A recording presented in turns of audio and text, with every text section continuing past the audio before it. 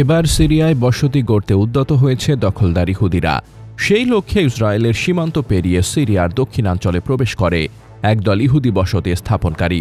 যদিও পরে তাদেরকে দেশে ফিরিয়ে এনেছে ইসরায়েলি সেনাবাহিনী। ইসরায়েলি সামরিক বাহিনীর কর্মকর্তারা জানান, পায়োনিয়ার্স অব দ্য বাশার নামে পরিচিত এই গোষ্ঠীর সদস্যরা অ্যাঙ্গেল গ্রাইন্ডার ব্যবহার করে দুটি স্থানে সীমান্ত বেড়া কেটে সিরিয়ায় অনুপ্রবেশ করে।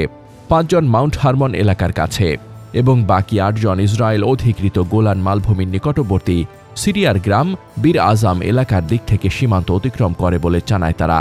সেনাবাহিনী জানায়, খবর জানতে পেরে ঘটনাস্থলে সৈন্য পাঠানোর পর দ্রুতই বসতি স্থাপনকারীদের খুঁজে পাওয়া যায় এবং তাদের মধ্যে কয়েকজনের সাথে সৈন্যদের ধস্তাধস্তিও হয়। পরে সবাইকে নিরাপদে ইসরায়েলি ভূখণ্ডে ফিরিয়ে আনা হয়। সেনাবাহিনী একে গুরুতর ঘটনা ও অপরাধমূলক কর্মকাণ্ড বলে উল্লেখ করেছে, যা বেসরকারি ও সামরিক উভয়ের জন্য ঝুঁকি তৈরি করেছে। ইসরায়েলি পত্রিকা হারেস জানিয়েছে, গত এপ্রিলে গঠিত হয় পায়োনিয়ার্স অব দ্য বাশার নামের এই গোষ্ঠীটি দক্ষিণ সিরিয়ায় ঐতিহাসিক বাশান অঞ্চলে ইহুদি বসতি পুনরায় স্থাপনের দাবি জানাচ্ছে তারা।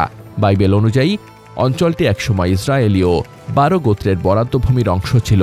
এর আগেও তারা 2 দফা সীমান্ত পেরিয়ে সিরিয়ায় আউটপোস্ট স্থাপনের চেষ্টা করেছে।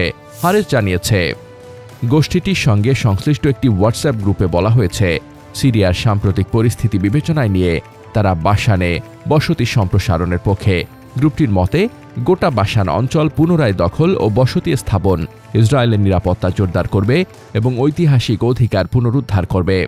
সীমান্ত অতিক্রমের পর তাদের আটক করা হলে গোষ্ঠীটি সামাজিক যোগাযোগ মাধ্যম এক্সে পোস্ট করে জানায়, ঈশ্বরের কৃপায় আমরা পূর্বপুরুষদের ভূমি বাশানে পা রাখতে পেরেছি। সরকার যেন আমাদের এখানকার অধিকার বজায় রাখতে দেয়, বাশানে বসতি স্থাপনের সুযোগ দেয়, এটাই আমাদের দাবি। এ ধরনের ঘটনাকে দখলদার ইহুদিদের উগ্রতা ও আগ্রাসন হিসেবেই দেখছেন সমালোচকরা। এই উগ্রতাবাদী ইহুদিরা কেবল গাজা বা ফিলিস্তিন নয়, ক্রমশ অন্যান্য অঞ্চলেও থাবা বিস্তারের চেষ্টা চালাচ্ছে।